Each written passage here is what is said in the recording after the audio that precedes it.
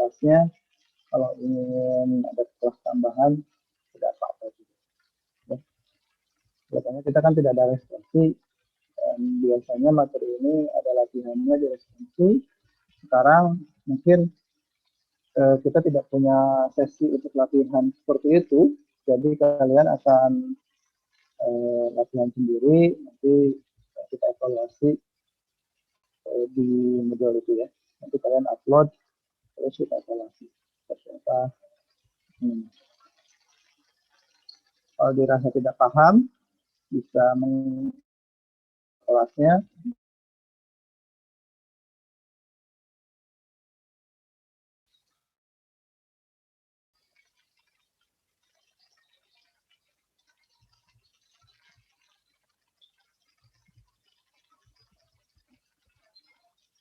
Saya share untuk materinya dulu ya. Nah, ini materinya hari ini.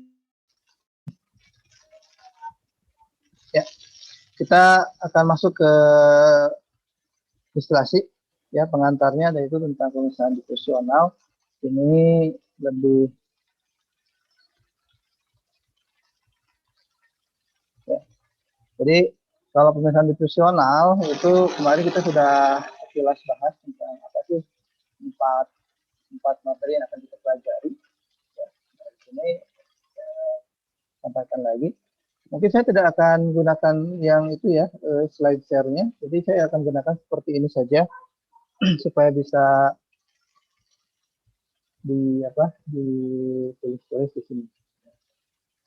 Nah, ini untuk pemisahan difusional itu ada distilasi, ekstraksi, absorpsi, dan adsorpsi ya. Di sini ada adsorpsi.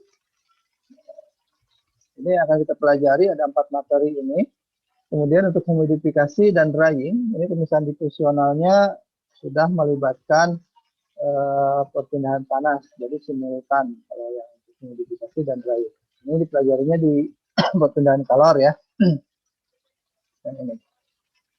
Nah, untuk pemisahan difusional tadi yang distilasi, ini didasarkannya pada perbedaan kemudahan menguap atau dari relatif volatility-nya ya, dan menguap putih. Absorpsi didasarkan pada perbedaan kelarutan ya, kemudahan suatu gas di dalam melarut ke dalam suatu solvent. Ini kemarin sudah kita sampaikan. Kemudian dari ekstraksi ini juga sama perbedaan kelarutan, hanya kalau tadi absorpsi itu gas, kalau ekstraksi umumnya yang melarutnya adalah kalau tidak dalam bentuk padat, dia dalam bentuk cair. Ya. Kemudian ada adsorpsi. Nah, ini adsorpsi itu adalah kemampuan suatu absorben di dalam menyerap solut. Gitu ya. Solutnya dapat berbentuk gas atau juga dapat berbentuk liquid. Ya, di situ. Jadi, misalnya seperti itu. Kemarin kita sudah bahas yang bagian ini. Jadi, mungkin tidak perlu dibahas lebih jauh lagi. Nah, yang pemisahan difusional yang melibatkan simultan, perpindahan panas, dan perpindahan massa, yaitu ada humidifikasi dan drying. Ini tidak akan kita bahas lebih lanjut, ya, karena ini ada di operasi perpindahan kalor, ya. Jadi ini hanya sebagai pengantar saja bahwa humidifikasi dan drying pun itu melibatkan proses difusi, ya, difusi air ya, air ke udara itu drying.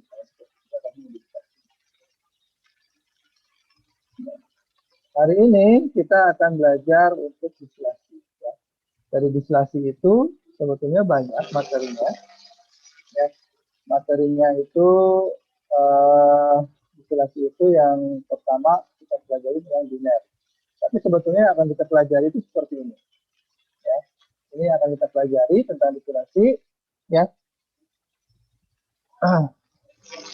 Kalau definisi sudah berkali-kali saya sampaikan, harusnya kalian sudah paham. Ya, jadi untuk distilasi nanti kita akan belajar untuk distilasi batch dan distilasi continue. Ya. Distilasi batch itu ya distilasi yang dimana umpannya hanya dimasukkan satu kali saja.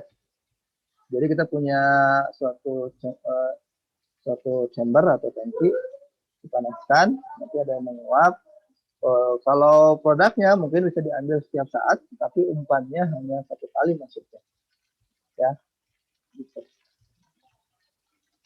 Ini distilasi batch, tapi distilasi batch yang seperti itu bisa juga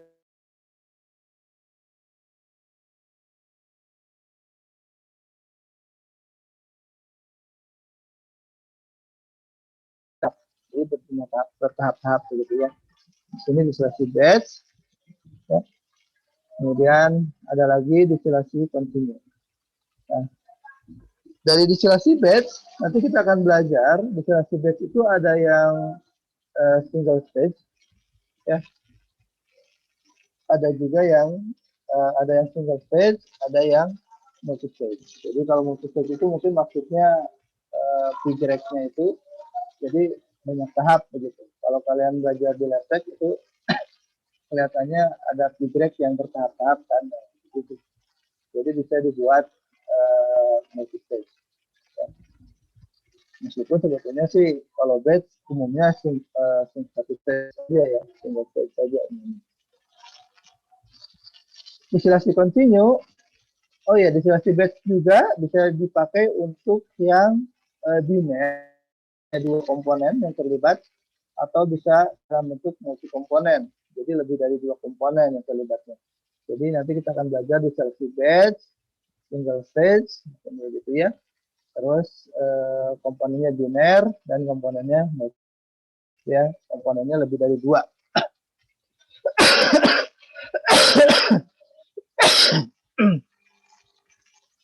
Kemudian ada lagi distilasi continue. Ya, distilasi continue itu bisa berbentuk flash, ya, flash single stage atau flash multi stage, bisa begitu, ya.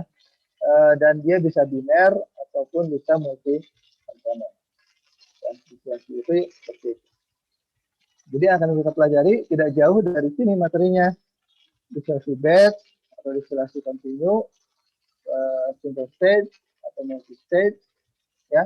Kemudian bisa biner atau multi komponen, ya.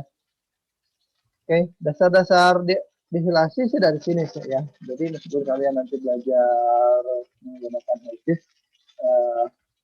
dasar distilasinya harus paham, ya. Sehingga kalian cara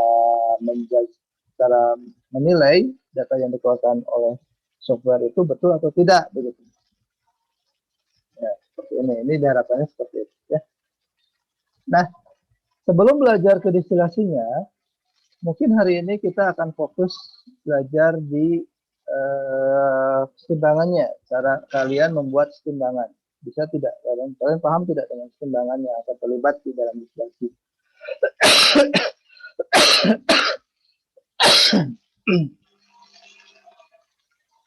Ya, seperti itu. Nah, timbangan nanti yang timbangan, nah ini kita bahas dulu dari sisi timbangan. Timbangannya kita lebih fokus ke timbangan uap cair, ya. Timbangan itu apa sih? Nah, ini apa sih yang dimaksud dengan timbangan? Ya, kalau kalian melihat sebuah pakai ini enggak?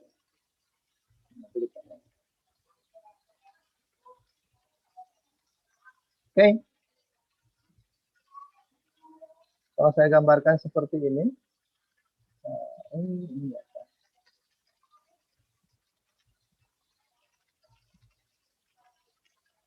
Nah, ini ada sebuah pengungkit begitu kan. Pengungkit itu supaya bisa sampai setimbang, bagaimana caranya pengungkit ini bisa timbang, artinya dia bisa lurus seperti ini. Gitu. Ya. Kalau saya kasih berat di sini, maka saya kasih berat di sini. Beratnya sama tidak kira-kira? Kalau saya kasih 1 kilogram seperti ini, di sini 1 kilogram, di sini 1 kilogram, Kira-kira ini akan sejajar tidak kalau posisinya seperti ini? Tidak Pak, tidak akan sejajar. Ya, kenapa tidak sejajar? Padahal masanya sama nih. Ya, kenapa tidak sejajar? Kenapa tidak setimbang? Gitu kan? Ya, masanya sama yang saya berikan di sini, di sebelah kiri 1 kilogram, sebelah kanan juga 1 kilogram. Tapi kok tidak akan sejajar? Tidak, artinya mungkin nanti ini bentuknya akan jadi begini ya. Ini pengungkitnya, terus mungkin jadi bentuknya nanti begitu miring gitu ya, akan jadi miring seperti ini. Padahal sama-sama 1 kilogram, kok ini lebih kelihatan lebih besar begitu ya. Seperti itu. Kenapa tidak setimbang? Nah, ini harus bisa dijelaskan. Dari massa sama, tapi kok tidak sejajar, tidak setimbang. Kenapa? Karena lengannya lebih panjang Pak yang sebelah kanan, sehingga tekanan. Yang satu lengannya pendek, yang satu lengannya panjang. Iya Pak. Itu pengaruhnya kemana ya? Pengaruhnya ke tekanannya Pak, ke gayanya. Nah, jadi dibahasnya, ini lengannya lebih panjang, ini lengannya lebih pendek. Tapi apakah itu yang berpengaruh? Karena ada lagi, yaitu gaya-gaya yang berpengaruh itu tidak sama besar, ya. Di sini lengannya lebih panjang, gayanya akan bagaimana ketika ada tekanan di sini dan di sini ada tekanan juga, begitu ya. Di sini ada pengungkitnya, sehingga gaya yang jadi kita kalau kita lihat secara fisik, ini lengan begitu ya, lengannya secara fisik itu. Tapi kalau secara kasat mata, ternyata ada yang namanya gaya F, begitu, ada F, ada gaya gitu. Gaya yang beraksi di bagian kiri, ya, dan gaya yang beraksi di bagian kanan ini tidak sama besar, begitu. Kenapa? Karena dipengaruhi oleh lengan tadi. Nah, ini gaya itu dipengaruhi oleh jarak, begitu ya. Situ. Nah, sama kasusnya kalau kalian bicarakan keseimbangan untuk uap air. Ya. Saya punya sebuah panci seperti ini. Saya isi air, saya kasih pemanas, oil pemanas seperti ini, ya, ada steamnya masuk, steam masuk. Terus air ini, ya, awalnya T1 itu 30 derajat Celcius. Tekanannya sama lah. Mesir. Kemudian saya panaskan sama dengan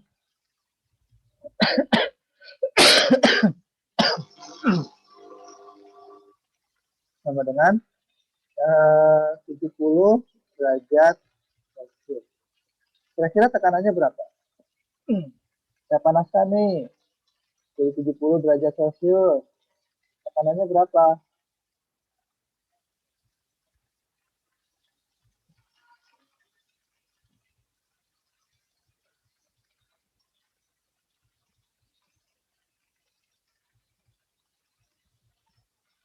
Berapa kira-kira tekanan yang ada di dalam panci? Aduh,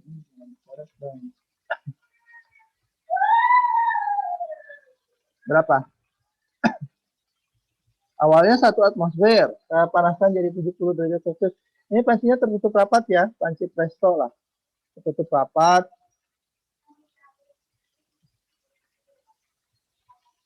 Di sini ada valve-nya, valve, ya ini valve-nya lah, gitu ya. Safety valve.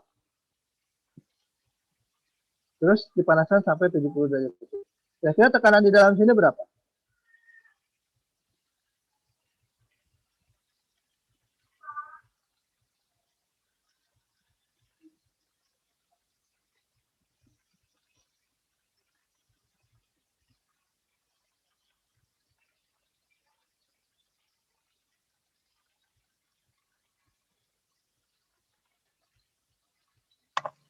7/3 atm, Pak. 7/3 atm, Pak. 7/3. Hmm. Kenapa 7/3?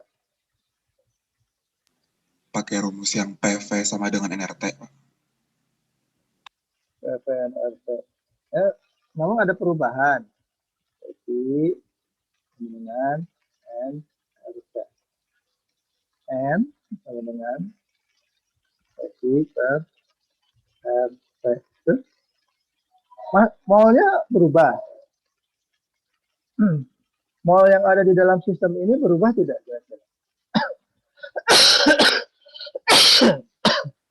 Tidak, Pak.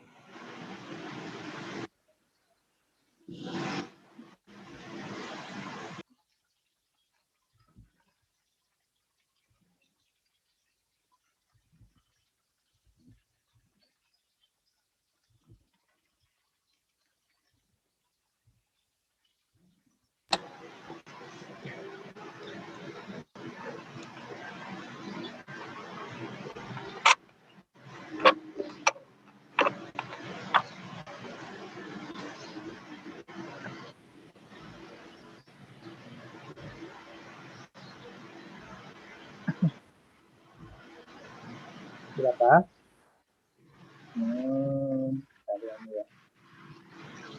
Oke. Untuk kasus yang seperti ini, ya, kesamaan gas ideal itu sebetulnya kurang tepat. Ya, karena kita bicaranya liquid. Nah, untuk kasus yang seperti ini, uap cair itu persamaan yang lebih tepat digunakan itu adalah persamaan Roche atau Dalton. Roche atau Dalton. Dalton.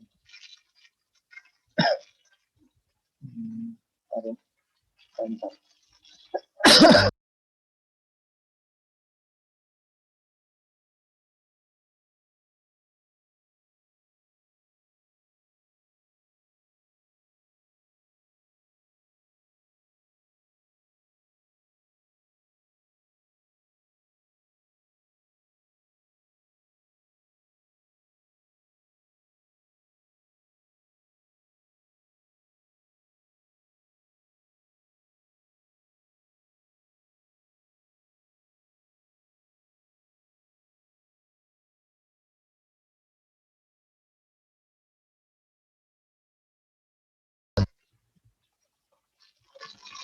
Oke.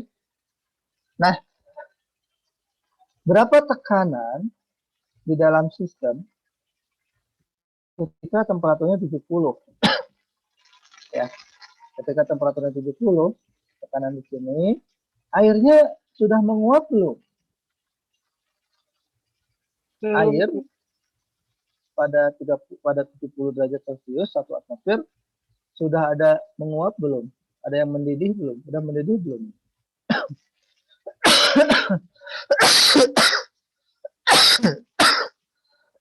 Aduh.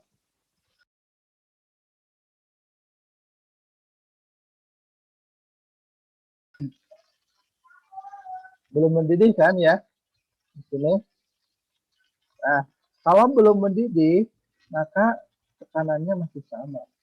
Gitu. 1 atmosfer. Ya. Tekanannya masih sama. Terus, saya panaskan lagi. Sekarang jangan jadi 70 deh. Saya panaskan jadi 100 derajat Celcius. Tekanannya berapa kira-kira?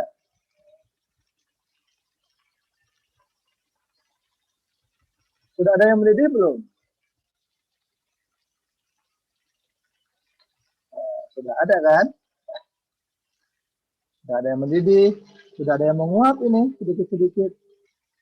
Kalau mendidih ada gelembung kan, gelembung terus pecah di atas sini, terus ada uap yang ke atas, meskipun uapnya baru sedikit misalkan. Begitu ya. Terus tekanannya berapa? Masih 1 atmosfer. Nah, Kalau ini saya panaskan lagi, steamnya saya lanjutkan. Ya. Steam ini temperaturnya tinggi lah, lebih dari 100. Steamnya saya lanjutkan, saya panaskan lagi. Sudah mendidih, saya lanjutkan. Sekarang saya lanjutkan menjadi 100, 120 ya, derajat Celcius. Nah, tekanannya akan berapa? Saya tanya dulu. Kalau saya panaskan sampai 120 derajat Celcius, ini sanksinya tertutup ya. Terus ini safety valve. Safety valve itu untuk menahan tekanan sehingga tidak ada air, tidak ada uap yang keluar ya. Sampai si safety valve-nya P-nya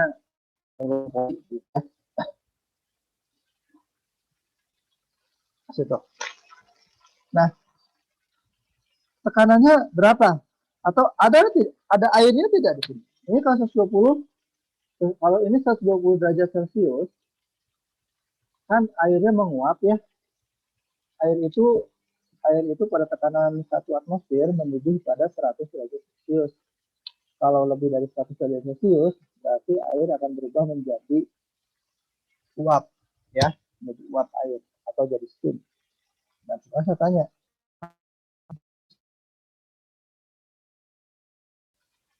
kira-kira airnya masih ada nggak ya kalau temperaturnya 120 derajat Celcius?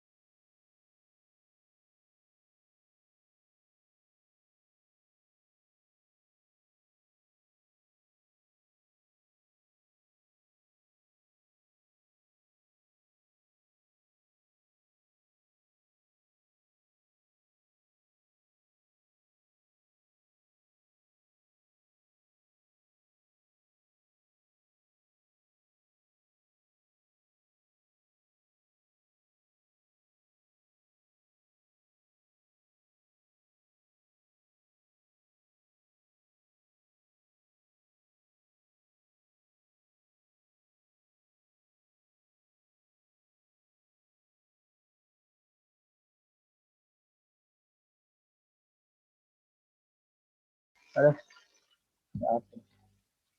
katanya belum, bacotnya masih ada sedikit. Kira-kira masih ada tidak airnya kalau dalam sistem tertutup seperti ini? Masih, Pak. Ini masih ada. Kenapa masih ada ya? Kenapa masih ada? Coba. Ini kok padahal kan temperaturnya sudah di atas titik didihnya ya. Harusnya kalau di ruang terbuka, kalau misalkan ini meja nih, anggaplah ini meja, gitu ya. Ada air, ada meja atau ya kompor begitulah, masak ya. Kalau terus kalian bikin kopi begitu ya, pakai, kan ada tuh heater ya, heater. Terus kalian bikin kopi di gelas pakai heater yang listrik itu, terus mendidih kan. Terus di sini kalau kalian panaskan terus, habis ini airnya menguap gitu ya, menguap. Habis airnya kalau seperti ini terbuka. Kalau tertutup masih ada nggak? Masih. Kenapa masih ada? Nah, itu pertanyaannya sekarang.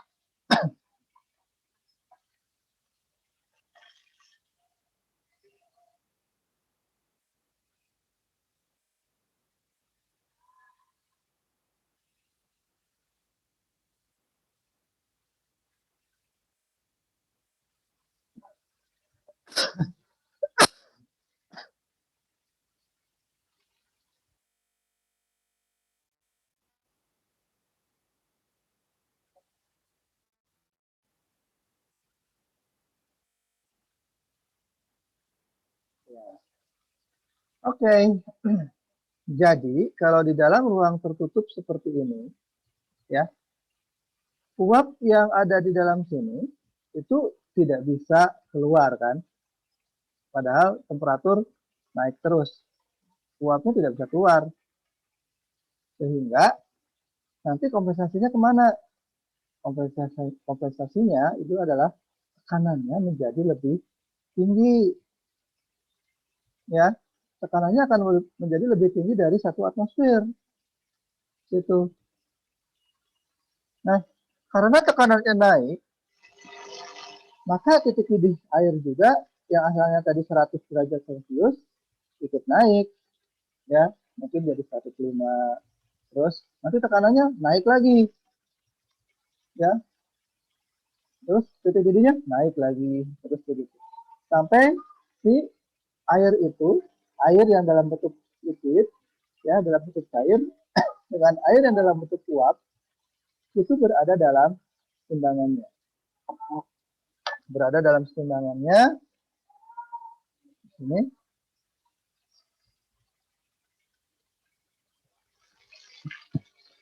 Ya.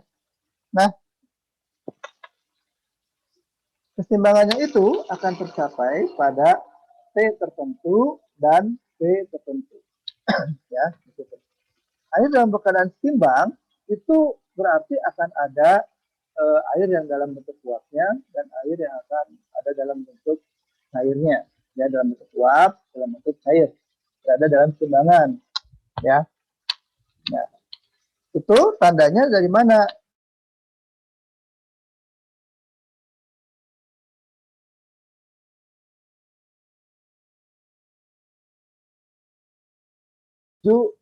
Air yang dalam bentuk uap mengembun itu sama, ya, lajunya sama, ya.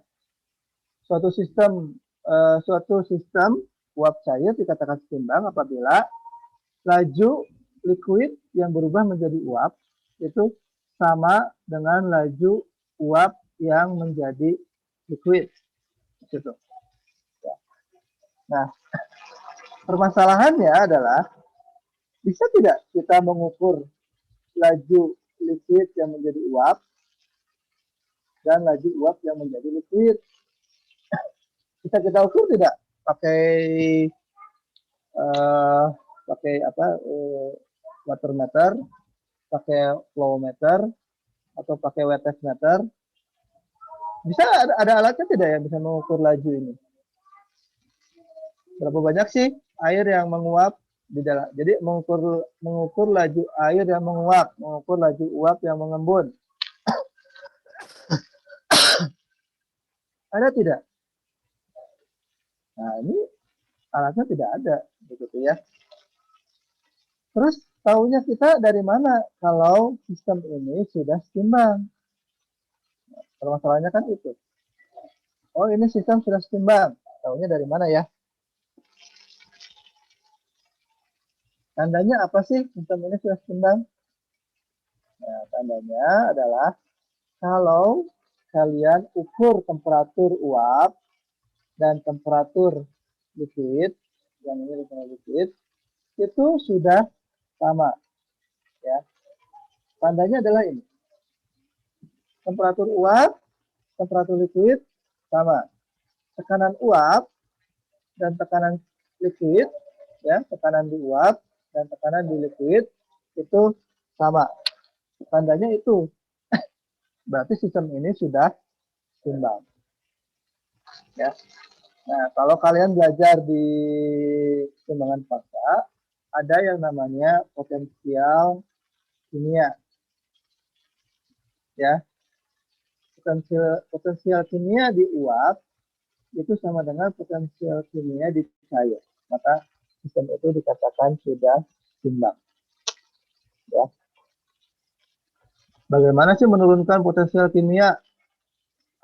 Kalian harus belajar lagi energi Gibbs. Delta G sama dengan min RT ln K.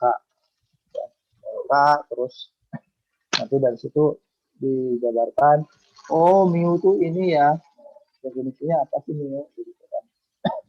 Tapi itu itu baca lagi aja di persimbangan fasa ya. Kalau sekarang kita lebih fokusnya ke operasi ya. Jadi di dalam nanti kalau kalian kerja parameter yang sering diatur-atur untuk menyeimbangkan atau untuk menstabilkan proses itu adalah ini biasanya ya, selain flow rate ini mengatur temperatur ya, mengatur tekanan, itu yang sering dilakukan. Di dalam distilasi dua faktor ini sangat penting ya.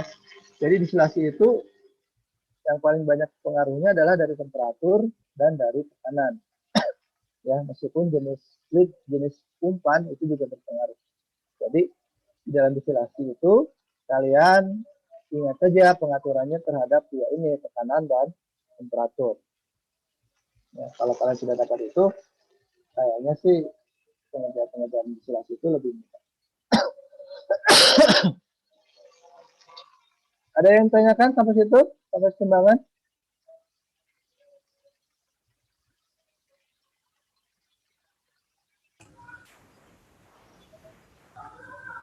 Belum, Pak. Belum ya? Saya. Oke. Nah, kita lanjut ya. Ini kayaknya harus saya hapus. Sekarang kita tadi sudah bicarakan keseimbangan uap cair. Nah, sekarang kita bicarakan keseimbangan ini baru satu komponen untuk keseimbangan air saja gitu kan, atau ya pokoknya hanya satu komponen saja di sini yang kita bicarakan. Sekarang kalau kita bicarakan dua komponen, bagaimana keseimbangan itu tercapai untuk yang dua komponen? Ya, nah kita masuk ke distilasi biner. Tapi ini terpaksa harus dihapus dulu nih coretannya.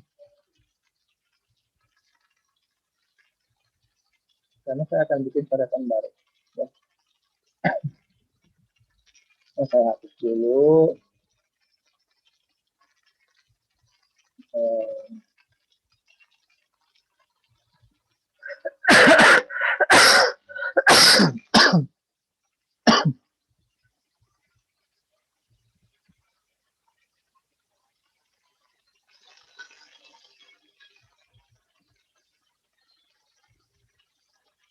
Oke, kita masuk ke distilasi biner. Kita sekarang masuk ke distilasi dengan dua komponen yang terlibat. Jadi sekarang saya akan menggambarnya. Anggaplah ini satu tahap begitu ya. Satu tahap distilasi. Ya, satu tahap distilasi itu dianggapnya sama dengan ruang tertutup lah. Ini tahapnya seperti ini. Nah, ini ruang tertutup untuk tahap tersebut di sini ya. Ada liquidnya. Tapi sekarang komponennya ada dua, etanol, yang gampang aja ya, biar mudah dipahami. Etanol dengan air. Ya, ada dua komponen sekarang. Terus saya panaskan, sama di situ. Ada panaskan juga, temperaturnya lebih tinggi. Nah, sekarang etanolnya gimana nih? Ini kalau dipanaskan, etanolnya menguap semua, airnya di bawah, atau nanti ada etanol yang menguap, ada air juga yang ikut menguap. Menurut kalian seperti apa? Dua-duanya ada yang menguap, Pak. Apa? Etanol sama airnya ada yang menguap, Pak. Ya, bentar ya.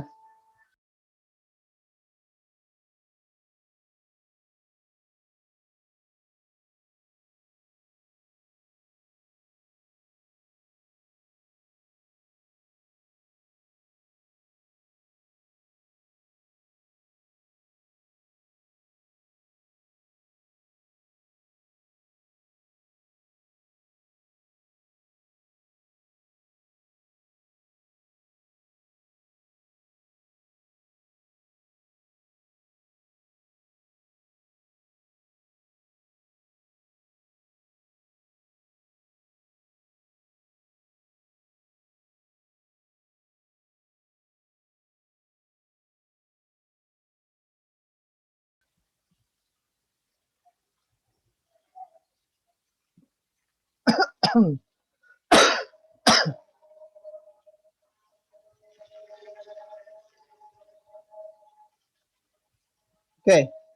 jadi kalau ada dua komponen seperti ini, dengan catatan komponennya saling larut ya. Dua komponen seperti itu yang saling larut. Kalau kalian seperti minyak kelapa dengan air, itu lain ya. Kalau minyak kelapa dipanaskan sama air, nanti yang nguap mana duluan ya. Itu makanya kalau kita ada perempuan ini, yang perempuan suka masak nggak?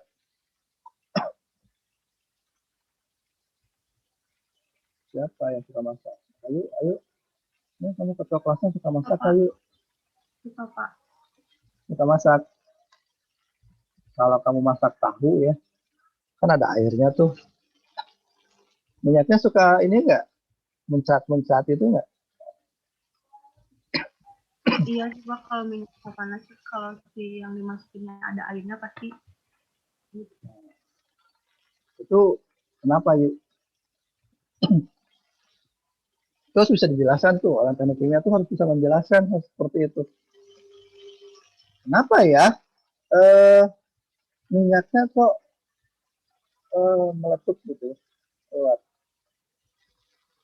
Kenapa? Oh, ternyata titik-titik air itu lebih rendah dibandingkan titik-titik minyak.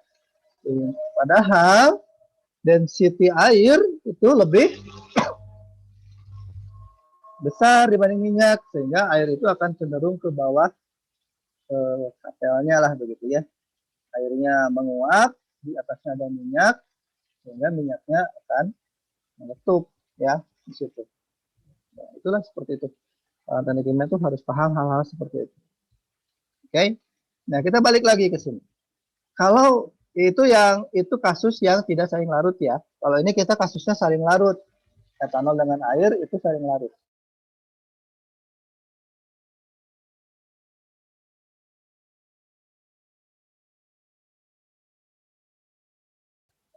Tapi tentunya juga akan didasarkan pada apa gitu-gitu ya. Kalau kalian memisalkan, Pak, air dengan gula itu juga larut dalam air, tapi kenapa tidak didestilasi? Sebetulnya didestilasi bisa sih, ya. Kalau kalian mau mendestilasi gula, bisa. Hanya saya tidak yakin gulanya akan berbentuk putih itu. Nanti gulanya mungkin jadi coklat gitu ya. Karena kalau gula itu dipanaskan tinggi, cenderung terbakar kan. Apalagi kalau airnya sudah banyak berkurang. Sehingga kalau gula itu tidak cocok pakai destilasi. Pakainya evaporasi. Evaporasi itu kan sebetulnya destilasi gitu ya. Tapi dengan evaporasi itu biasanya temperaturnya itu rendah, tekanannya rendah, sehingga gulanya tidak ikut menguap gitu ya. Dan diinginkan kan gulanya. Nah, jadi hati-hati juga ya, tidak semua hal itu bisa pakai destilasi. Sekarang etanol air aja. Etanol air. Kalau etanol air, berarti yang kita inginkan biasanya etanolnya dong. Gitu ya. Sekarang sih mungkin air masih murah, jadi kalian lebih senang ngambil etanolnya. Apalagi Ian. Kalau Ian itu kayaknya sama etanol suka dia. Berarti ya jangan diminum Ian. Ya. Kamu nih tidak boleh minum etanol. Ya. Kalau dipakai buat sanitizer boleh nggak? Boleh. Ya. Pakai sanitizer. Kan sekarang lagi musim COVID ya. Gitu. Nah, jadi etanolnya kita ambil nih supaya lebih pekat. Ya di situ. Kita panaskan. Seperti ini. Nah, kalau dua komponen yang saling larut seperti ini, ya, maka uapnya itu akan ada dua juga, akan ada dua komponen tersebut, ada etanolnya dan akan ada airnya, ya. Situ. Jadi etanolnya menguap, ada air yang ikut menguap juga, begitu ya. Jadi ini kalau sudah saling larut itu ada akan ada yang terbawa, begitu ya. Sama lah seperti Faisal sama mantannya, nggak pernah lupa juga itu mantan itu. Ya, Faisal udah putus sama mantannya. Udah lupa belum sama mantan? Lupa belum Faisal? Belum lupa kan? Nah, sama ini juga. Etanol sama air mau kita pisahkan. Etanolnya pergi, tapi dia masih ingat sama air. Ada ini airnya masih terbawa, terbayang-bayang, terus ada air. Sama seperti kalian. Kalian kalau sama mantan ingat terus kan. Nah, gitu. Ini prinsipnya seperti itulah distilasi itu. Ya tidak bisa hilang 100% begitu. Akan ada selalu komponen lain yang terbawa. Ya. Nah, di sini kita bicarakan distilasinya biner, komponen A dan B, ya. Nanti kita sepakati bahwa komponen A ini kesepakatan ya, kesepakatan bahwa komponen A itu lebih volatil dibandingkan komponen B. Jadi kalau kayak etanol air, yang A-nya yang mana nih? Situ. Kalau etanol sama air, A-nya yang mana ya?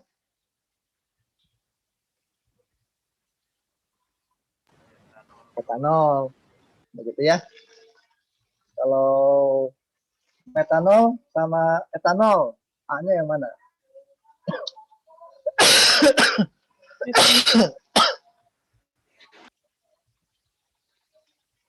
Metanol itu 64 ya. Etanol itu 76. Metanol? Metanol, Yang A-nya yang mana? Metanol. Metanol. Ya. Nah, sekarang saya tanya deh. Kalau kalian ingin kerja di oil and gas, saya punya C1, C2, C3, C4, C5, C6, C7, C7, berapa? Enggak lah, berapa lah nggak usah. Nih ya, ini calon direktur Pertamina nih. Saya mau tanya ke calon direktur Pertamina. Kalau kalian tidak paham seperti ini, saya nggak yakin kamu jadi direktur nanti. Ini adalah produk-produk yang ada di dalam oil and gas. Sebetulnya masih banyak, C8 sampai ke bawah begitu ya. Tapi saya batasi saja sampai C7. C1 itu apa? Metanol, Pak. Metanol? Metana, Pak. Metana. Metan. Metan, C2 etan, propan, butan. Ini apa? Apa ini? Pentana, Pak. Etanol. Metan. Terus? Heksan. Etanol. Metan. Heptan, Pak. Etanol. Etan. Udah ya. Nanti C8, C9, C10. Biasanya yang lupa C10. C10 apa ya? Deksan, 8 metana, etana, propana, butana, pentana, heksana, heptana, oktana. Ke-9 Dekana, Pak. dekan. Ke-10 kok ke-9 ke-9 apa?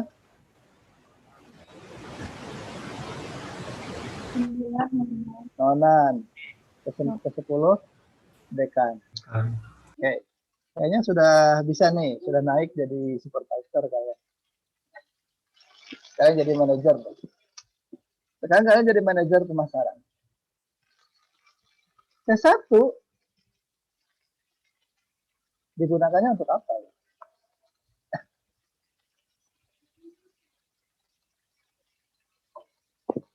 Ngapain di situ?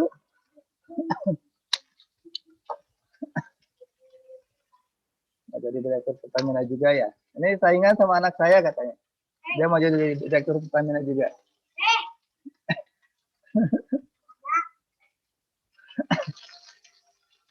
Ayo, metana itu produk yang digunakannya apa? Masa dibuang sama Pertamina? Kan nggak mungkin. Sayang dong metan dibuang. Metan digunakannya untuk apa? Aduh, bentar ya. Saya ini ada buku juga nih.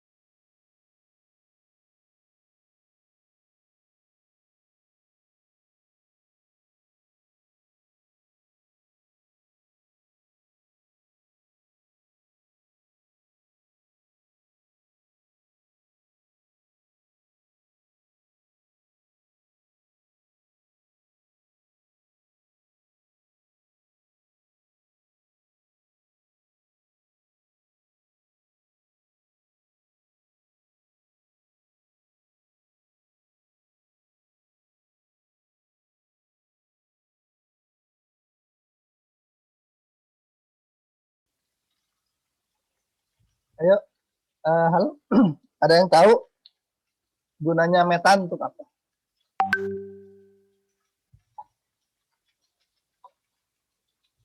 Bentar, ini kok ada tulisan.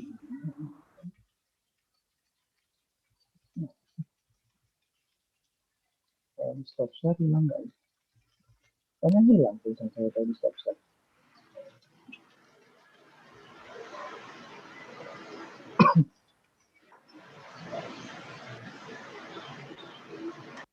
Apa gunanya metan? Metan Bahan. LPG. sebagai bahan bakar, sebagai fuel ya. Terus apa lagi? Jadi kalau gas alam, metan itu gas alam kan? Ini gas alam nih.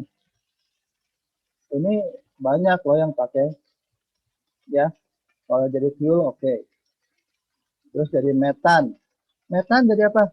Jadi metanol kan begitu ya. Metan jadi metanol.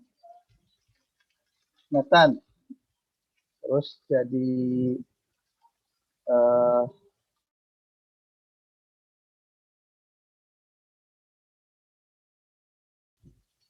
ya amonia itu dari metan. Ya. Jadi kujang itu kan ininya bahan utamanya kan dari metan sebetulnya. Ya. Nanti metan dirubah jadi CO2 sama CO, CO2-nya diambil dari sodium urea. Banyak gunanya metan. Oke. Jadi ini tidak dibuang. Ini dipakai ya. Nah, sekarang C2. C2 apa ya? Etan. Etan itu LPG bukan sih? C2 itu untuk apa? Etan.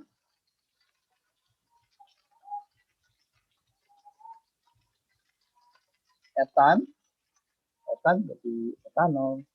Ya. Terus etan itu juga banyak gunanya. Ya. Jadi etilen.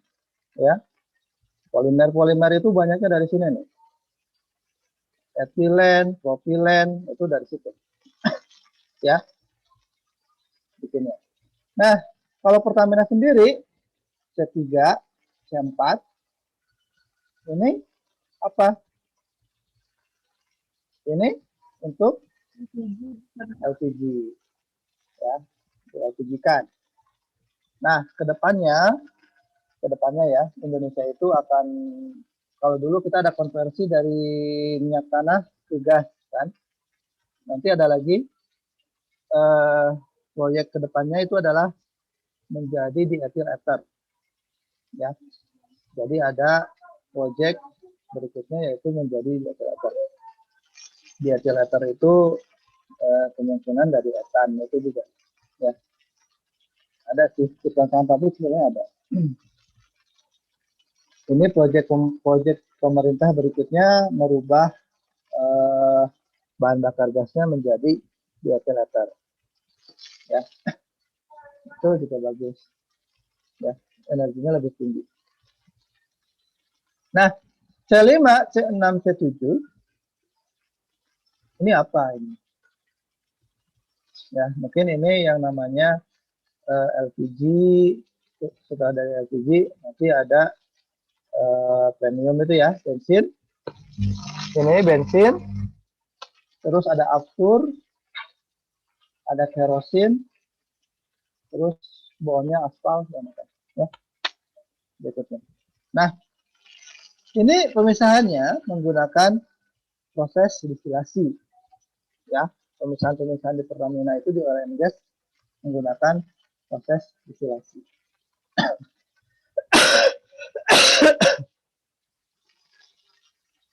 Oke, kita balik lagi, ya. Tapi nanti itu akan kita bahasnya di distilasi multi komponen, ya, karena kalau distilasinya seperti itu banyak komponen, itu maksudnya ke distilasi multi komponen. Pembelajarannya masih jauh, ya. Tapi ya itu juga hanya sekilas dan tidak detail begitu. Tapi intinya seperti itu. Oke, kita balik lagi ke etanol dan air, ya. Jadi komponen A itu yang lebih mudah menguap, B itu yang lebih susah menguap. Nah, karena komponen A itu lebih mudah menguap, ini ada tulisan ini apa sih? Bentar ya, ini ada hilang.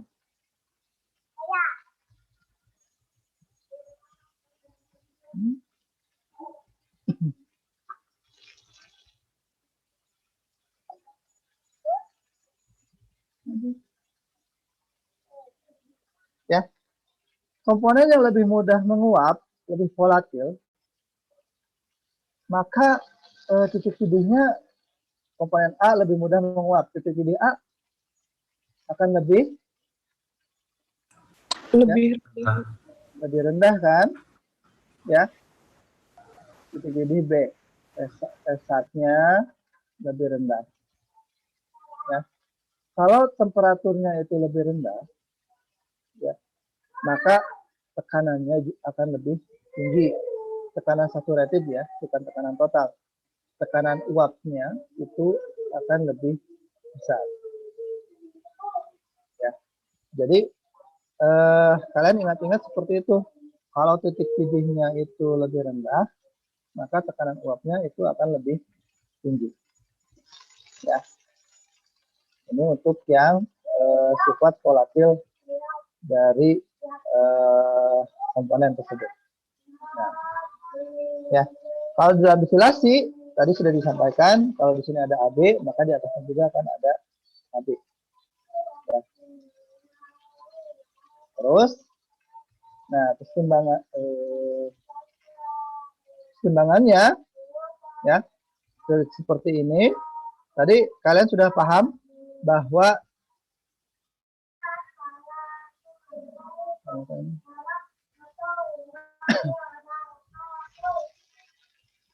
nah, tadi kalian sudah paham bahwa kalau komponen A itu lebih rendah, titik didihnya A itu lebih rendah dibandingkan titik didih komponen B. Nah, keseimbangannya, jadi keseimbangan itu ini, keseimbangan uap cairnya, dapatnya dari mana? Dapatnya dari sini, ya. Keseimbangan uap cair itu dapatnya dari sini. Kalau saya punya suatu chamber, Atau di sini dia digambarkannya. Di sini ada saya gambarkan. Ya. Jadi ini datanya dapat dari mana sih? Data ini tuh dapatnya dari penelitian. Jadi ilmuwan zaman dulu itu melakukan penelitiannya seperti ini. Ya. Begitu. Disilasi begitu ya. Seperti ini. Terus mereka ambil datanya ya pada P yang konstan. P-nya sama 1 atmosfer. Begitu ya. Terus komponennya A dan B. Di sini ada A dan B. Terus yang menguap juga di sini ada A dan B-nya di sini. Nah, misalkan sekarang etanol dan air. Etanol itu titiknya berapa? 78, 76, 78 ya. Air 100.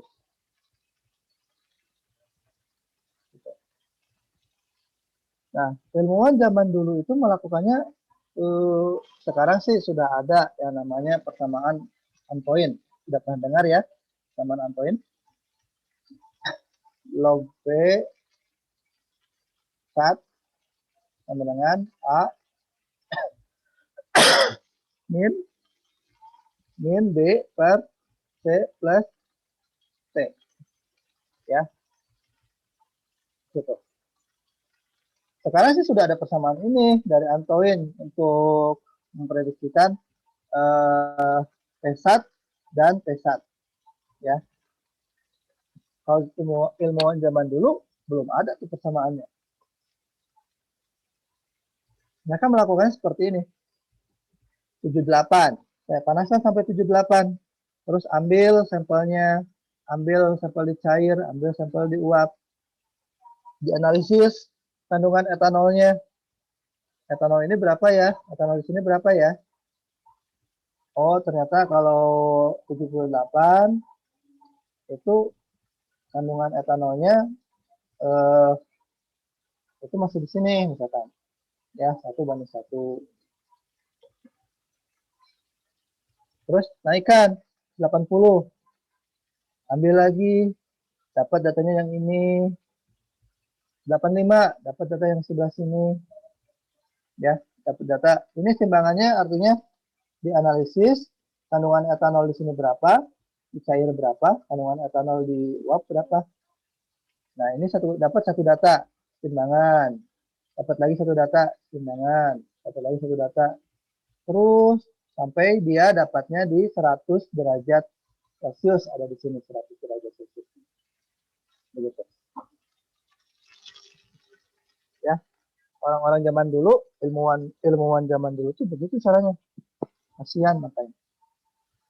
Jadi penelitiannya lama, terus ya bertahun-tahun, tapi akhirnya mereka punya kesimpulan, oh pendekatannya seperti ini, saya harus punya konstanta A, B, dan C. Tapi tentunya konstanta itu didapat dari penelitian ya. Lama. Begini. Oke. Nah, tadi kita sudah komponen itu lebih mudah menguap, maka titik didihnya akan lebih rendah. Nah, kita akan plotkan namanya kurva TXY. Kurva temperatur versus komposisi. Sumbu Y-nya temperatur, sumbu X-nya komposisi. Komposisinya itu dilihat dari fraksi yang mudah menguap di cairan, di liquid, dan fraksi yang mudah menguap di gas, di uapnya. Ya. Jadi ini fraksi etanolnya.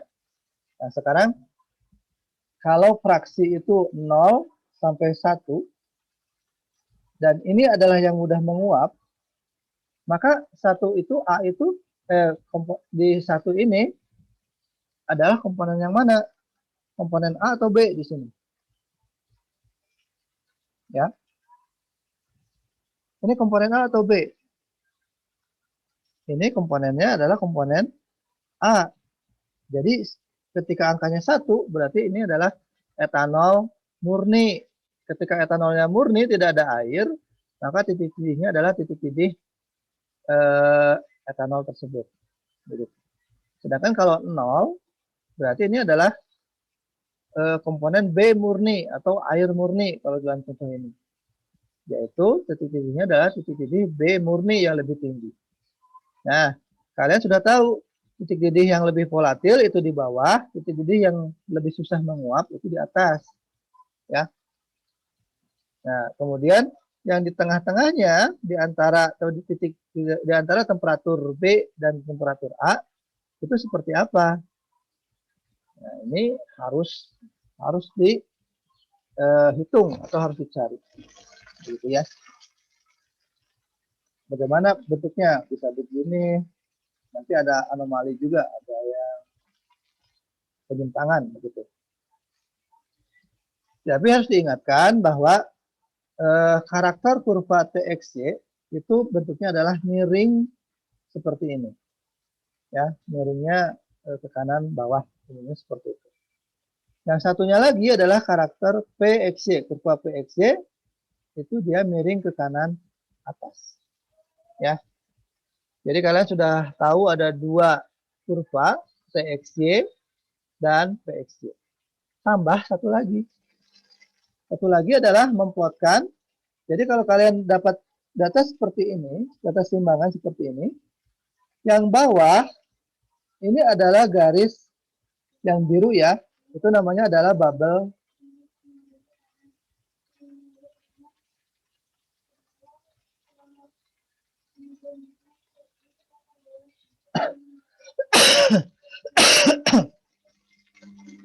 Itu bubble line.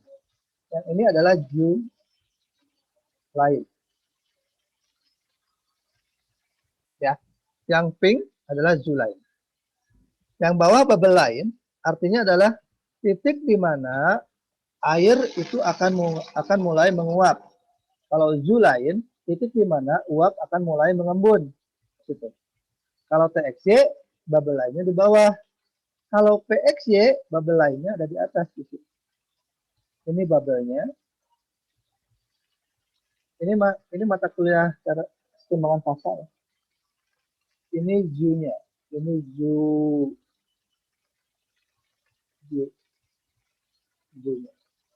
Ya. Jadi bedanya begitu. Ya. TXY dan PXY itu terbalik. Begitu ya. Ini fenomenanya terbalik. Oke. Nah, kalau begitu saya mau tanya nih. Kalau saya punya liquid, ya, saya punya liquid seperti di sini. Titiknya di sini nih. Setengah. Etanol 50%, airnya 50%. Titik P. Titik P. Bentuknya apa? Bentuknya apa? Cair. Bentuknya adalah subcool atau cair. Ya. Karena dia ada di bawah bubble lain. Bubble lain itu adalah ketika ketika liquid mulai menguap, mendidih gitu ya. Ketika liquid mulai mendidih. Jadi kalau di bawah ini, ya berarti dia belum mendidih, bentuknya liquid. Terus saya naikkan. Ini kan di bawah TA juga ya. Kalau saya naikkan ke Q di sini, di atas TA. Q. Di atas temperatur A kan, yang ini. Bentuknya apa Q ini?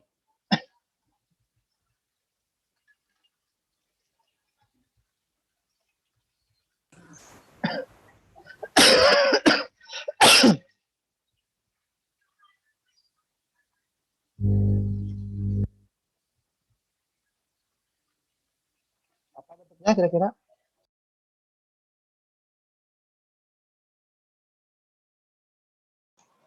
Masih cair, Pak.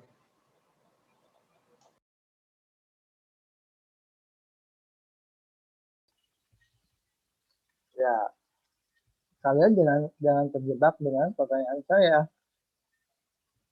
Karena di sini melebihi TA. Tapi kan tetap saja dia ada di bawah bubble lainnya. Jadi bentuknya masih cair ini. Ya. Jangan tertipu lah, jangan terpancing dengan pertanyaan yang kayak, oh iya ya kenapa ya di atas ini? Padahal kan komposisinya di sini. Kalau yang satu ini komposisinya kan murni etanol kalau ini. Kalau ini kan sudah fraksi. Jadi etanol air, ini saya nggak tahu yang apa ya. Jadi komponen ini masih berbentuk cair. Kalau saya panaskan lagi sampai titik ini, titik PQR. Titik R, dia sudah berubah menjadi saturated liquid. Namanya set liquid. Ya. Saturated liquid. Ini X-nya, titik R,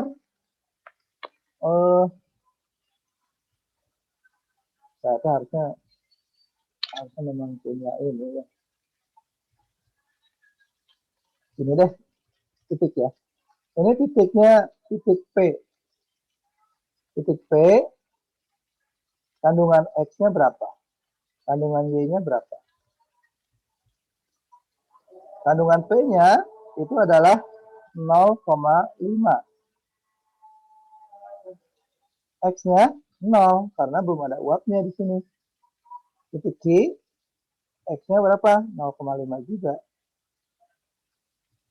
Y-nya berapa? 0. Titik R, X-nya berapa? 0,5. Karena dia di sini. Bubble, baca ke bawah. 0,5. Y-nya berapa? Y-nya itu adalah yang dengan kesetimbangan dengan R ini. Tarik garis ke kanan. Tarik garis ke kanan, dan di situ baca ke bawah. Berarti R-nya adalah 0, Y-nya berapa? 0,8. Fraksinya besar, tapi lajunya kecil. Ya. Jadi memang besar, tapi lajunya kecil. Mungkin bukan itu yang kalian inginkan. Jadi dapatnya lama. Begitu. Kalau ini saya naikkan lagi, saya naikkan ke titik timbangan yang ini deh, atau yang di atasnya deh, titik yang ini. PQRS. Nah, titik S bentuknya apa? Ini susah ya nulis seperti ini. Jadi saya ngajarinnya kalian ditulis sendiri aja di kertas ya. Titik S bentuknya adalah dia ada di tengah-tengah atau ada di antara bubble dan dew. Berarti bentuknya adalah mix yang ini tuh. Ini bentuknya adalah mix vapor liquid. Ya, titik S itu adalah campuran antara uap dan cair, mix yang itu. Komposisinya berapa? Atau mungkin nanti minggu depan kalian print aja deh slide-nya, jadi bisa coret-coret di slide itu ya.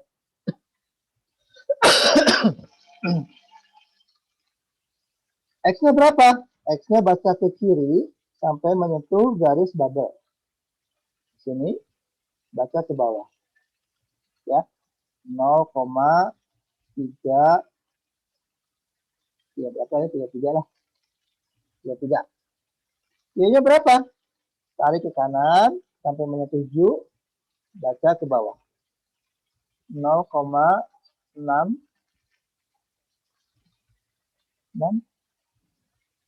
67. Enggak deh, gedean 67. Mungkin 65 aja deh. 65. Ya, itu titik S. Komposisinya baca ke kesetimbangan. Terus titik RST. T. Tarik garis sampai menyentuh garis dew point. Dew line. Ya. Titik T. Titik T. Gitu. Ini. Ya. X-nya berapa? Ini bentuknya adalah saturated vapor. Jadi kalau R saturated liquid, S mixed vapor liquid, T adalah saturated vapor. Uap jenuh ya, T itu. X-nya berapa? X-nya tarik garis ke kiri sampai ke dew point. Ya, ke dew line, baca ke bawah. 0,22. Situ. Y-nya berapa? Y-nya adalah 0,5. Yang ini kan, baca ke bawah. Y-nya adalah 0,5. Kalau saya tarik garis lagi ke atas, U, titik U di sini. Nah, ini U itu sudah super heated. X-nya 0, tidak ada X-nya. Y-nya 0,5. Ya, semuanya jadi uap. Oke. Ini adalah 5, yang P-nya nggak usah lah. Ini adalah 5, 1, 2, 3, 4, 5. Ya. Ini adalah 5 jenis umpan yang mungkin dimasukkan ke dalam kolom distilasi. Ya, kalian harus ingat-ingat itu. Nanti kita belajar lagi. Oke, itu cara baca kurva ini. Ya. Nah, itu cara baca kurvanya. Terus dari nilai X dan Y tadi, X dan Y yang ini, yang di tengah-tengah, kita punya satu ini lagi, satu kurva lagi, namanya adalah kurva XY. Aduh. Sampai sini dulu ada yang tanyakan tidak? Soalnya mau saya hapus, saya mau menjelaskan yang baru, yang berikutnya.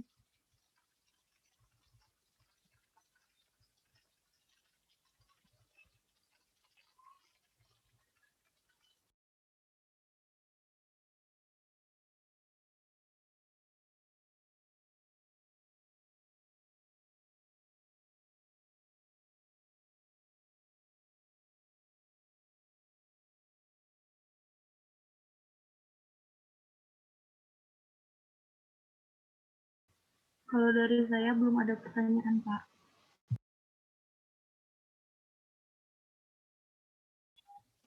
Katanya belum ada ya. Jadi akan saya hapus nih. Semoga.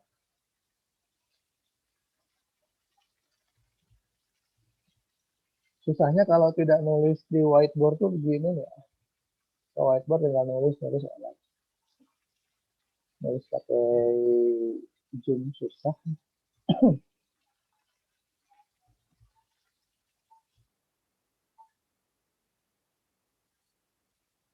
Ini keluar. Oh iya. Ah, betul. Aku baru tahu. Terima kasih ya. Daripada ngapusin satu-satu kan bisa clear all.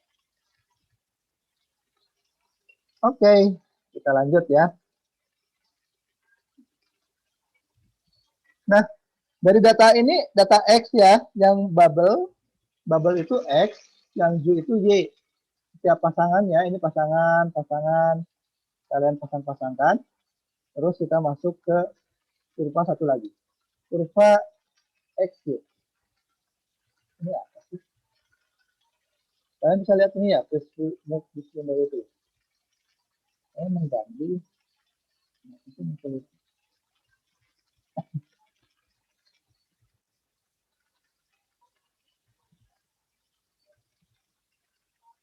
Nah, dari data tadi, XY tadi, kita buat kurva XY.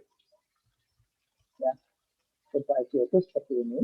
Ini X-nya, fraksi komponen fraksi di liquid, ini Y-nya fraksi di uap, ya.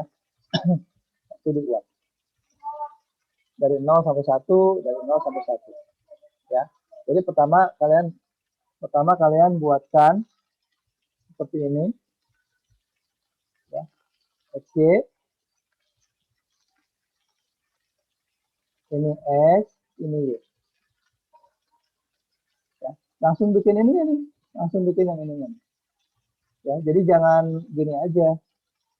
Ya, langsung bikin jadi bikin kotaknya. Sudah bikin ini 01, ini juga 01. Terus tarik garis diagonal. Ya. Tarik garis diagonal. Garis diagonal ini garis apa sih? Ini namanya adalah garis hayal atau garis ideal. Artinya garis ini adalah garis yang menyatakan suatu sistem kalau misalkan idealnya adalah seperti ini begitu. Ya. Jadi tapi tidak mungkin ada garis yang melewati garis di bawahnya, misalkan jadi seperti itu nggak ada ya. Garis maksimumnya itu adalah diagonalnya tadi. Ya, di sini. Garis hayal atau garis diagonal, garis ideal, ya, garis ideal untuk suatu keseimbangan seperti ini. Gitu, idealnya. Nah, dari nilai X-nya tadi kalian plotkan. X-nya di 0,1, Y-nya 0,3, titiknya di sini.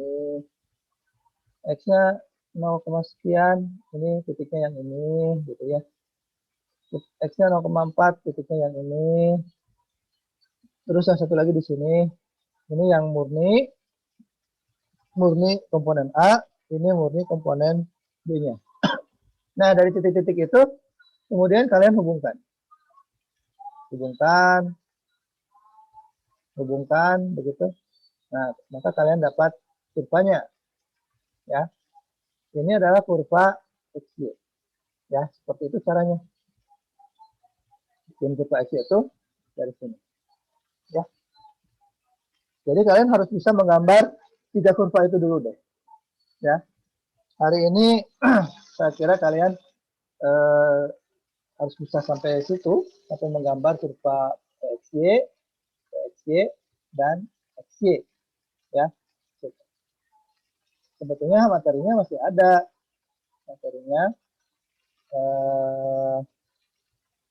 untuk distilasi yang kita lihat di bawah. Ini ada penyimpangan terhadap tapi kalian harus paham dulu dengan yang idealnya. Yang ideal itu yang ini, seperti ini bentuknya ideal. Nanti yang tidak ideal bagaimana? Ada yang ini, ada yang positif, ada yang negatif, ada yang miscible. Tapi ini akan saya bahas. Biasanya sih diresponsi ya, tapi nggak ada responsi. Jadi nanti bisa kalian baca. Kalau nggak, besok minggu depan akan saya jelaskan sekilas saja, tidak akan lama-lama. Supaya kita bisa masuk ke materi yang berikutnya. Ya, nah masih ada 1 jam, ya. Kalian kerjakan di kelas di sekarang, ya, menggunakan millimeter block, bukan menggunakan laptop ya. Menggunakan millimeter block supaya kalian bisa merasakan bagaimana menarik garis timbangan itu seperti apa, ya. Itu kerjakan exercise yang ini, ya. Exercise yang ini. Di sini ada harga alfa. Ya, nanti harga alfanya saya jelaskan sedikit. Tujuannya adalah menggambarkan PXY, TXY atau PXY, TXY, dan kurva XY ini. Ya. Untuk definisinya nanti, nah kita untuk membuat kurva tadi, ya, pertama kalian harus punya data konstanta Antoine, ya, harus punya data konstanta Antoine untuk komponen-komponen yang terlibat, ya. Misalkan kalau di dalam contoh ini kita punya heptan dan oktan, tapi di sini saya tidak punya data Antoine-nya karena di sini datanya sudah dikasih dalam bentuk P-sat dan PB-sat, PA-sat dan PB-sat. Datanya sudah dikasih. Nanti ada lagi, ini dikerjakan sekarang, ada lagi yang dikerjakan di rumah. Nah, ini ya, metanol dan etanol. Datanya tidak ada. Data tadi P-sat, PB-satnya tidak ada.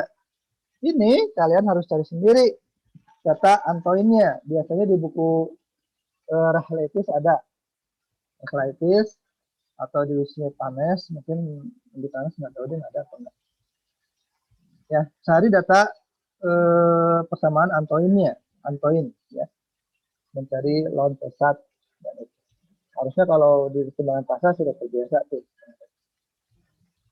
Buatkan ya. Yang ini dikumpulkan paling lambat minggu depan jam 7 sebelum kuliah. Di-uploadnya di Moodle. Sama di-uploadnya di Moodle semua. Ya. Bentar. Mana Moodle saya? Mana? Oh, nanti deh ke Moodle-nya. Kita balik lagi ke sini. Ya. Bagaimana caranya mengerjakan soal yang ini? Ya. Jawabannya ada di bawah di sini. Tapi kalian pelajari dulu, pelajari deh sendiri ya.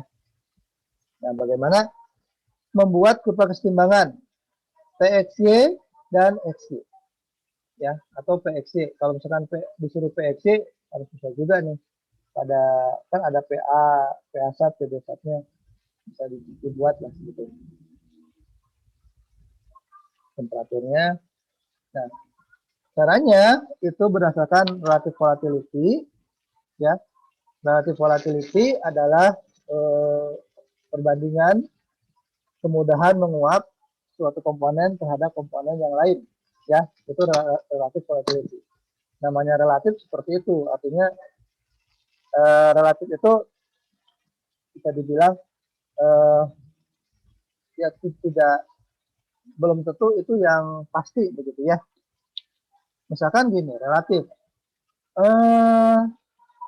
Amalai itu ganteng gitu ya. Ganteng. Katanya Amalai itu ganteng atau Rafli itu ganteng lah. Rafli itu ganteng.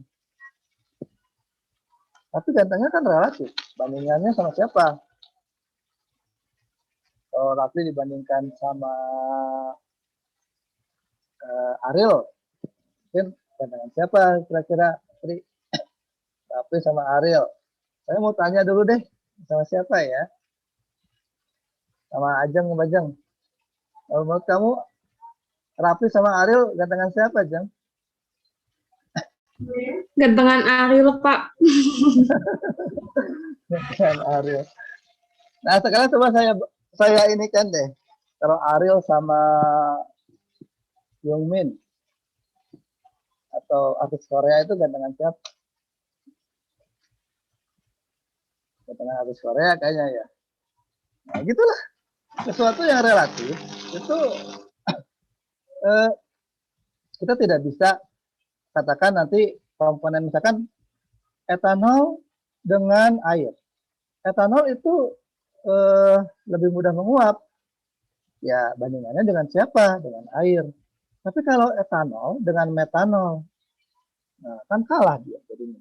Jadi yang lebih mudah menguap siapa? Metanol kan gitu. Ya, ini adalah relatif volatility-nya. Ya. Nah, kalau di dalam volatility dikatakan relatif itu dilihat dari apanya, gitu kan? Dilihat dari apanya? Ya, dilihatnya relatif volatility itu dari konstanta timbangannya. Ya, jadi kalian ingat-ingat, alfa itu dilihatnya dari konstanta timbangan antara A terhadap konstanta keseimbangan komponen B. Ya. Ini adalah relatif volatility. Persamaannya begitu. Nah, sekarang konstanta keseimbangan itu apa sih? Gitu ya. Gimana caranya saya tahu nilai konstanta keseimbangannya? Nah, kita bicarakan dari hukum Raoult yang ini, ya. Hukum Raoult, ini Dalton. Hukum Raoult itu adalah tulisannya ini ya. Saya kesulitan nih menulis huruf-huruf pakai mouse begini. Hukum Raoult. Raoult itu membahas tentang tekanan parsial, ya, tekanan parsial. Ya, di situ.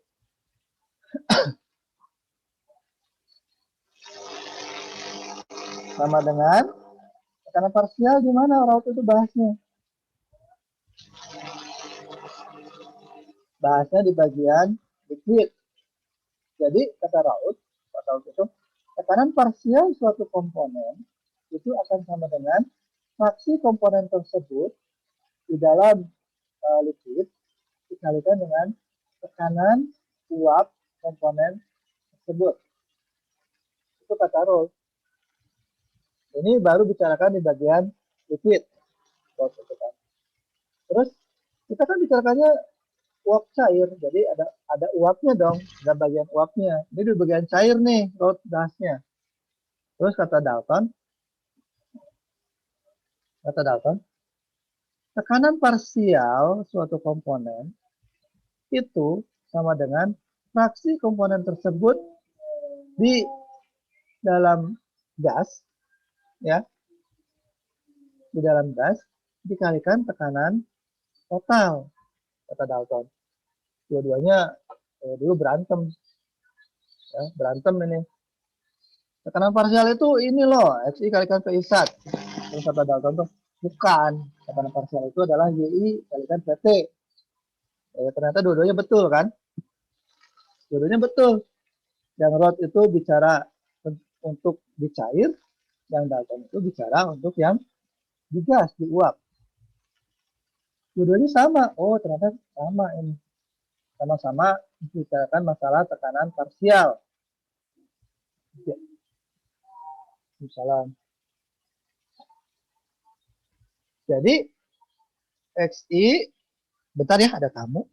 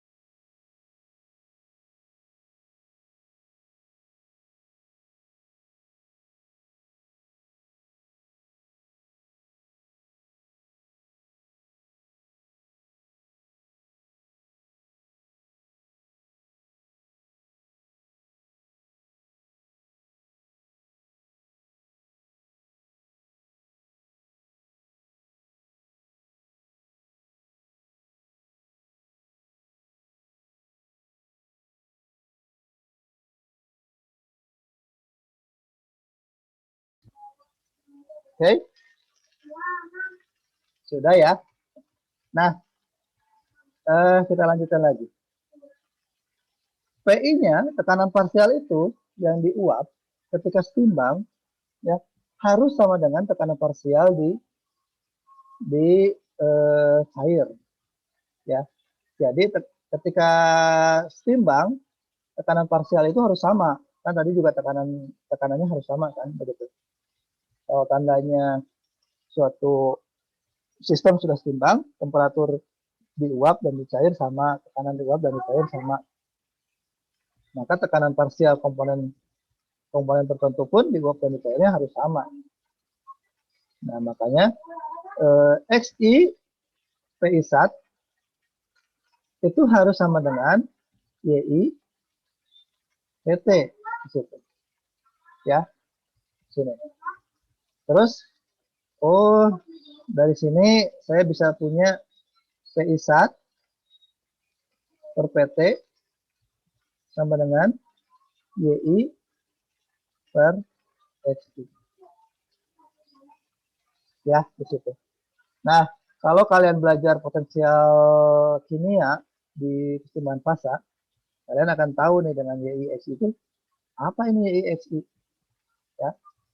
Jadi fraksi komponen I di gas berbanding dengan fraksi komponen I yang ada di dalam liquid itu adalah sama dengan keseimbangan, konstanta keseimbangan dari komponen I tersebut. Ya, sebetulnya dari sini nih, YI per XI itu sama dengan HI. Gitu. Nah, dari sini nah, kita jadinya punya juga, oh kalau begitu kan YI per XI sama dengan PI1 per PT. Berarti tekanan parsial komponen I, tekanan parsial, tekanan uap komponen I dibagi dengan PT itu sama dengan konstanta keseimbangan juga, begitu kan. Gitu. Nah, jadilah persamaan ini. Jadi dari persamaan ini kalian nanti akan punya nilai relatif volatility tadi. Ya. Relatif volatility itu berarti kalau relatif volatility kan tadi perbandingan nih. KI itu KA per KB, berarti nanti alfanya kalau ada dua komponen, kalau ini kan untuk satu komponen ya, YI per XI sama dengan KI ini untuk satu komponen. Kalau ada dua komponen, berarti KA, YAXA, KB, YB, XB. Terus alfa adalah KA per KB. Alfa sama dengan KA per KB.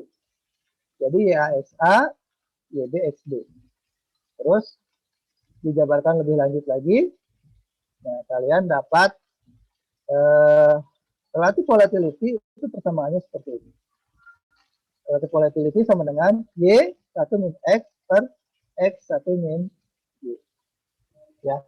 Nah, persamaan inilah yang akan kalian gunakan nanti untuk